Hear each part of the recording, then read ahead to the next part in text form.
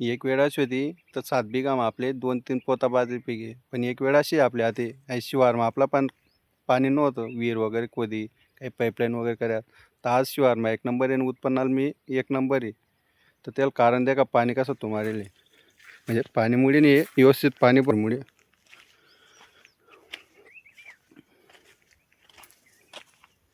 द्या का पाणी. सांगा ना तात्पर्य एवढंच की कोणा टाईम बशी राहत नाही, फक्त टाईमले काम करत राहा ना हळूहळू होत रास. कारण आज आपण आज 4 बिघामा एक साला हरभरासुद्धा निसना नव्हता. हरभरासुद्धा म्हणजे फुलर वगैरे लागणं नव्हतं. अशी वाईट परिस्थिती होती. आज आपल्या डेकल्या ज्वारी. संघर्ष फक्त करत राहा ना, फळ ऑटोमॅटिक भेटत राहत.